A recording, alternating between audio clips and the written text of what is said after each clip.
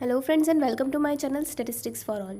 आज के इस वीडियो में हम काई स्क्वायर की थर्ड मेथड और लास्ट मेथड सीखेंगे जिसका नाम है टेस्टिंग पॉपुलेशन वेरिएंस। यहाँ पे क्वेश्चन में आपको सिर्फ एक ही सैम्पल दिया हुआ रहेगा और वो एक वेरिएंस या फिर एक स्टैंडर्ड डिवीएशन की वैल्यू दी हुई रहेगी। तो हमें यहाँ पर ये फाइंड करना है कि वो जो क्वेश्चन में वेरिएंस दिया हुआ है क्या वही हमारा पॉपुलेशन वेरिएंस है कि नहीं है। ओके फ्रेंड्स, अगर आपको एफ टेस्ट याद होगा, स्मॉल सैम्पल की पूरी सीरीज़ बनाते वक्त मैंने सबसे पहले एफ टेस्ट ही समझाया था। वहाँ पर भी हमें सेम वेरिएंस ही दिया हुआ रहता था क्वेश्चन में, लेकिन वहाँ पर हमारे पास दो दो सैम्पल्स होते थे। तो अगर दो सैम्पल्स दिए हुए होना और फिर वेरिएंस स्टैंडर्ड डिवीएशन ऐसा कुछ दिया हुआ हो तब आप एफ टेस्ट अप्लाई करिएगा। और अगर सिर्फ एक ही सैम्पल के साथ वेरिएंस या स्टैंडर्ड डिवीएशन दिया है तो आपको ये काई स्क्वायर की थर्ड मेथड अप्लाई करनी है। ओके, दोनों में यही डिफरेंस है कि वहाँ पर दो दो सैम्पल्स थे और यहाँ पर एक ही सैम्पल्स दिया हुआ रहेगा। ओके, सो हम सबसे पहले अब इसके स्टेप्स देख लेते हैं कि क्वेश्चन को कैसे सॉल्व करना है। यहाँ पर भी हमारा सबसे पहला स्टेप नल हाइपोथेसिस से हम डिफाइन करेंगे एच नॉट जिसे हम बोलते हैं। और यहाँ पे एच नॉट क्या होगा, अगर आपको क्वेश्चन में से समझ आए ना तो आप वो लिखना, अगर नहीं समझ आए तो आप सीधा लिखना कि sigma square is equal to sigma square की वैल्यू क्वेश्चन में जो दी हुई रहेगी ना, जैसे 9, 10, 25, तो वो जो भी वैल्यू दी हुई रहेगी वो आप यहाँ पर लिख देना। ओके, सिग्मा स्क्वायर यानी हमारा वेरिएंस, पॉपुलेशन वेरिएंस को हम सिग्मा स्क्वायर बोलते हैं। तो हम ये मान के चलेंगे कि पॉपुलेशन वेरिएंस की वैल्यू जो क्वेश्चन में दी हुई है वही होगी यहाँ पर। ओके, इसके बाद में हम क्वेश्चन में n ढूंढ लेंगे। n यानी कि हमारे टोटल जितने भी नंबर्स दिए हुए रहेंगे, यानी कि टोटल नंबर ऑफ़ ऑब्जर्वेशंस, वो n हो जाएगा। और x बार यानी कि मीन की वैल्यू ढूंढ लेंगे। इसकी फॉर्मूला होगी सिग्मा x अपॉन n। इसके बाद में हम काई स्क्वायर की वैल्यू फाइंड कर सकते हैं। तो फ्रेंड्स, काई स्क्वायर के लिए यहाँ पर 3 फार्मूलाज अवेलेबल है हमारे पास, और तीनों में से हम क्वेश्चन के अकॉर्डिंग हमें जो फार्मूला सूटेबल होगी हम वो एक फार्मूला से आंसर निकालेंगे। ओके, आपको याद होगा एफ टेस्ट में भी हमारे पास 3 फार्मूलाज होती थी और हम क्वेश्चन के अकॉर्डिंग जो जो वैल्यूज़ क्वेश्चन में दी हुई रहती थी उस हिसाब से ही हम फार्मूला वहाँ पर भी सिलेक्ट करते थे। तो सेम यहाँ पर भी ऐसा ही है और फार्मूलाज भी दोनों की बहुत ही सिमिलर है। देखो, पहली फार्मूला काई स्क्वायर की sigma x minus x bar का square divided by sigma square, ये पहली फार्मूला है। फिर second formula is chi square is equal to n s square divide by sigma square. N यानी कि तो आपको पता है टोटल नंबर ऑफ हमारा स्टैंडर्ड डिविएशन होगा। अगर क्वेश्चन में स्टैंडर्ड डिविएशन की वैल्यू होगी अवेलेबल तब हम ये फार्मूला अप्लाई करेंगे। ओके, और third formula sigma X square minus N multiply X bar का square divide by sigma square. Question में अगर आपके पास सिग्मा एक्स स्क्वायर अगर अवेलेबल हो और मीन की वैल्यू अवेलेबल हो तब आपको ये थर्ड फार्मूला अप्लाई करनी है। अब फ्रेंड्स, अगर आपने एक चीज़ नोटिस की होगी तो एफ टेस्ट में भी हम ये तीनों फार्मूलाज ही यूज़ करते थे। सिर्फ डिनोमिनेटर की वैल्यू वहाँ पर और यहाँ पर दोनों में चेंज है, बाकी न्यूमरेटर की वैल्यूज़ वहाँ पर और यहाँ पर तीनों ही फार्मूला की सेम है। ओके, तीनों ही फार्मूला में जो न्यूमरेटर्स है वहाँ पर भी हम ये तीनों न्यूमरेटर एफ टेस्ट में भी यूज़ किए हैं हमने। तो आपको इनके अलग से फार्मूला याद करने की भी ज़रूरत नहीं पड़ेगी। और डिनोमिनेटर में तो तीनों में ही सिग्मा स्क्वायर ही है ना। तो ये जो फर्स्ट फार्मूला है ना, ये आपको जब लॉन्ग डेटा क्वेश्चन में दिया हुआ होगा तब ये यूज़ करनी है। लॉन्ग डेटा यानी कि जब आपको क्वेश्चन में कुछ नंबर्स दिए हुए होंगे और सिंपली एन आपको पता होगा कि आप नंबर्स काउंट करके एन फाइंड कर सकते हो, सिर्फ इतना ही क्वेश्चन में दिया हुआ रहेगा, तब आपको ये फर्स्ट फार्मूला अप्लाई करनी है। उसमें आप मीन की वैल्यू भी खुद ही फाइंड करोगे। ओके, और सेकेंड फार्मूला और ये थर्ड फार्मूला, ये दोनों फार्मूलाज शॉर्ट सम्स के लिए काम आती है। जब भी क्वेश्चन में आपको स्टैंडर्ड डिविएशन की वैल्यू अवेलेबल हो तब आपको ये सेकेंड वाली फार्मूला अप्लाई करनी है। और जब भी क्वेश्चन में आपको सिग्मा स्क्वायर और मीन की वैल्यू अवेलेबल हो तब आपको थर्ड वाली फार्मूला अप्लाई करनी है। ओके, तो जिस हिसाब से क्वेश्चन में वैल्यू दी हुई हो उस हिसाब से आपको फार्मूला सेलेक्ट करनी है। काई स्क्वायर आने के बाद हम डिग्री ऑफ फ्रीडम की वैल्यू फाइंड करेंगे। इसकी फार्मूला होगी n-1। ओके, और लास्ट में हमें काई स्क्वायर की टेबल वैल्यू फाइंड करनी है और फिर हम कैलकुलेटेड वैल्यू और टेबल वैल्यू दोनों को कंपेयर करेंगे, और इसके लिए कंडीशन होगी हमारे पास that our calculated value should be lesser than chi square table value. Okay, अगर ये कंडीशन सेटिस्फाई हो जाती है, यानी कि हमारी कैलकुलेटेड वैल्यू अगर टेबल वैल्यू से छोटी है या फिर उसके इक्वल है, तब तक हमारा एच नॉट एक्सेप्ट हो सकता है। ओके, एंड अगर ये कंडीशन सेटिस्फाई नहीं हुई, यानी कि अगर कैलकुलेटेड वैल्यू बड़ी हो गई टेबल वैल्यू से, तब हम एच नॉट को रिजेक्ट कर देंगे। तो अगर एच नॉट एक्सेप्ट हो जाता ना, तब हम कंक्लूजन देंगे कि हमारा जो क्वेश्चन में वेरिएंस दिया हुआ है वही पॉपुलेशन वेरिएंस है, और अगर एच नॉट रिजेक्ट हो जाता है तो हम कहेंगे कि वो पॉपुलेशन वेरिएंस की वैल्यू नहीं है क्वेश्चन वाली।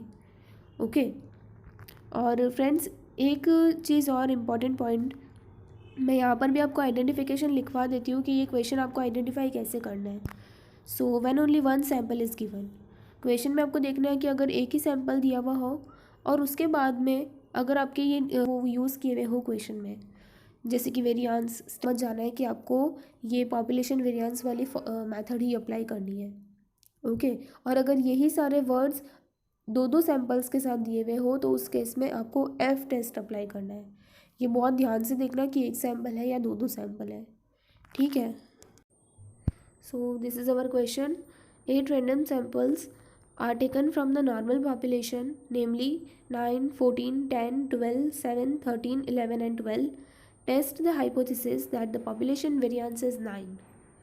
अब देखो क्वेश्चन में हम पहले चेक करेंगे कि क्वेश्चन में एक ही सैंपल दिया हुआ हो यहाँ पर, तो यस हमारे पास एक ही सैंपल है और उस सैंपल की यानी कि कुछ नंबर्स की लिस्ट दी हुई है हमारे पास। और दूसरा क्वेश्चन में पॉपुलेशन वेरिएंस की वैल्यू 9 दी हुई है। तो देखो एक ही सैंपल के साथ वेरिएंस यूज़ किया गया है, यानी कि हमें पॉपुलेशन वेरिएंस ये काई स्क्वायर की थर्ड मेथड ही अप्लाई करनी है। ओके, तो सबसे पहले तो हमारे पास ये जितने भी नंबर्स दिए हुए हैं ना ऑब्जर्वेशंस 9 से लेकर 12 तक, वो सारे हम एक कॉलम वाइज लिख देते हैं। इस कॉलम का हमारा नाम होगा x। ओके, और इस कॉलम का आप टोटल फाइंड कर लेना, आ जाएगा 88। अब हम एच नॉट डिफाइन करना है। सो एच नॉट यहाँ पे क्वेश्चन में क्या लिखा हुआ था कि पॉपुलेशन वेरिएंस की वैल्यू 9 दी हुई थी आपको, और लिखा हुआ था test whether the population variance is 9 or not. तो हमें यही मान के चलना है कि जो क्वेश्चन में 9 वैल्यू दी हुई है ना, वही हमारा पॉपुलेशन वेरिएंस है। So the population variance is 9। और अगर आपको ये क्वेश्चन में से नहीं समझ आया तो आप डायरेक्टली ऐसे लिख देना कि that sigma square is equal to 9। Sigma square यानी कि पॉपुलेशन वेरिएंस ही होता है वो भी, तो वो 9 ही है। ओके, तो इसके बाद में हम हमारा n देख लेते हैं। यहाँ पे आप सारे नंबर्स को काउंट करोगे ना x की कॉलम में, तो हमारे पास 8 नंबर है, तो यानी n हमारा 8 हो जाएगा। और फिर हम मीन की वैल्यू भी फाइंड कर लेते हैं। x bar is equal to sigma x upon n। So sigma x यानी कि जो x की कॉलम का टोटल है 88 और डिवाइड बाई n हमारा 8 है, तो आंसर आ जाएगा 11। अब देखो फ्रेंड्स, हमें काई स्क्वायर की वैल्यू फाइंड करनी है, और काई स्क्वायर के लिए हमारे पास तीन फार्मूलाज अवेलेबल थी। तो उसमें से ये जो क्वेश्चन है ये एक लॉन्ग डेटा का क्वेश्चन है, यानी कि इसमें सिर्फ हमारे पास ऑब्जर्वेशंस अवेलेबल थे और सिंपली हमें वेरिएंस की वैल्यू दी हुई थी 9, और फिर हमें खुद ही फाइंड करना था सब कुछ। मेन भी हमने यहाँ पे खुद ही फाइंड किया। तो हमें यहाँ पे फर्स्ट फार्मूला अप्लाई करनी है। ओके, क्योंकि सेकंड और थर्ड फार्मूला हम वैसे भी अप्लाई नहीं कर सकते, क्योंकि उन फार्मूलाज के लिए हमें स्टैंडर्ड डिविएशन या फिर सिग्मा एक्स स्क्वायर इन सब वैल्यूज़ की ज़रूरत पड़ेगी। ओके, तो वो वाली फार्मूलाज तो यहाँ पे एलिमिनेट हो जाएगी, हम फर्स्ट फार्मूला ही अप्लाई कर सकते हैं। सो फर्स्ट फार्मूला का स्क्वायर की क्या थी, sigma x minus x bar का square divide by sigma square. Okay, so अब ये जो न्यूमरेटर में जो दिया हुआ है ना sigma x minus x bar का स्क्वायर, ये वाली वैल्यू हमारे पास क्वेश्चन में नहीं थी, लेकिन इसे हमें खुद फाइंड करना है पहले। तो अब एक यहाँ पे हम एक और कॉलम बनाएंगे एक्स माइनस एक्स बार की।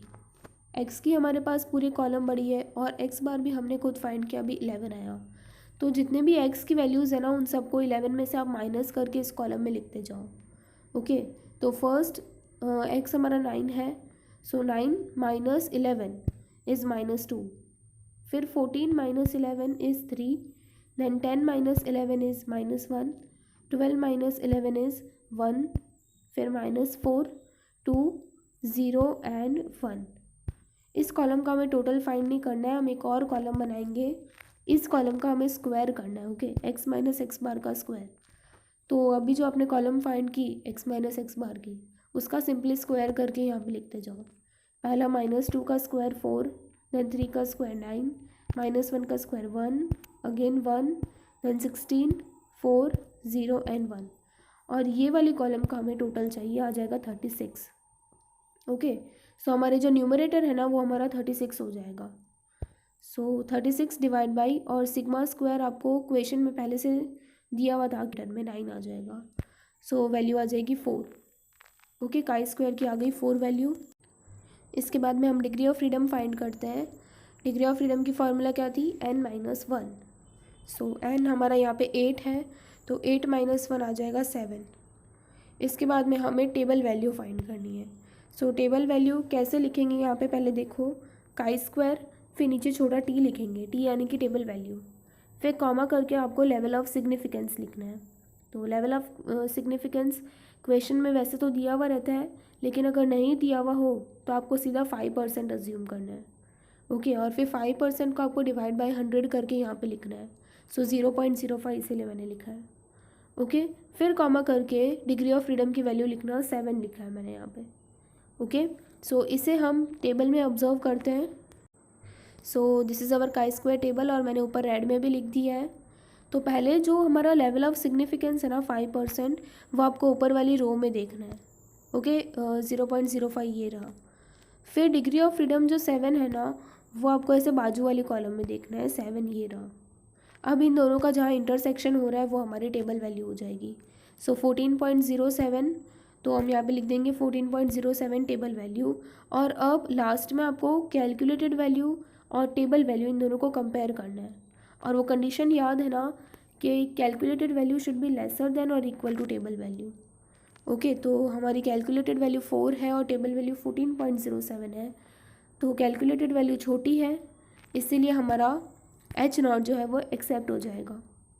ओके, यानी कि हम कह सकते हैं कि अवर पॉपुलेशन वेरिएंस इज़ 9। ओके, तो फ्रेंड्स हमारा ये क्वेश्चन यहाँ कंप्लीट हो गया। अगर आपको इस क्वेश्चन में कोई भी डाउट हो तो मुझे नीचे कमेंट बॉक्स में पूछ लीजिएगा। ओके, अब फ्रेंड्स मैं आपको 2 क्वेश्चन दे रही हूँ, आप उन दोनों के आंसर फाइंड कीजिए। वो दोनों ही शॉर्ट सम्स हैं, जिसमें हम काई स्क्वायर की सेकेंड और थर्ड फार्मूला अप्लाई करनी है। ओके, और उनका आंसर आप मुझे नीचे कमेंट बॉक्स में लिखकर बताइए, ताकि मैं बता सकूं कि आपका आंसर राइट आ रहा है या नहीं आ रहा है। आपको आइडिया मिल जाएगा कि सेकेंड और थर्ड फार्मूला भी कब अप्लाई करनी है, इसीलिए वो सब मैं आपको दे रही हूँ। ओके, सो फर्स्ट क्वेश्चन यहाँ पर, if n is equal to 20, sigma x is equal to 470 and sigma x square is 22,370, then test the hypothesis that h0 sigma square is equal to 20। अब देखो क्वेश्चन में जो जो values दी हुई है उस हिसाब से फॉर्मूला सिलेक्ट करना। तो यहाँ पर आपको n दिया हुआ है, सिग्मा x दिया हुआ है और सिग्मा x स्क्वायर दिया हुआ है। तो यहाँ पर आप समझ सकते हो कि थर्ड फार्मूला अप्लाई होगी, है ना, क्योंकि सेकंड फार्मूला के लिए आपको स्टैंडर्ड डिविएशन चाहिए था, तो वो तो यहाँ पे है नहीं। सो हम सीधा थर्ड फार्मूला यहाँ पे अप्लाई कर सकते हैं। तो और सेकंड क्वेश्चन में 7 random samples are taken from a normal population, gives standard deviation is equal to 4.5, and test the hypothesis that population variance is 27। यहाँ पर देखो सेकंड क्वेश्चन में आपको स्टैंडर्ड डिविएशन की वैल्यू अवेलेबल है, यानी कि यहाँ पर हम सेकंड वाली फार्मूला अप्लाई करेंगे। ओके, सो आप ये दोनों क्वेश्चन के आंसर मुझे नीचे कमेंट बॉक्स में लिखकर बताइए, ताकि मैं बताऊँगी कि आपका आंसर राइट आ रहा है या नहीं आ रहा है। तो फ्रेंड्स अगर आपको ये वीडियो पसंद आया तो प्लीज़ इसे लाइक कीजिए और मेरे चैनल को सब्सक्राइब ज़रूर करें, ताकि आपको आने वाले वीडियोस के भी अपडेट्स मिलते रहें। Thank you.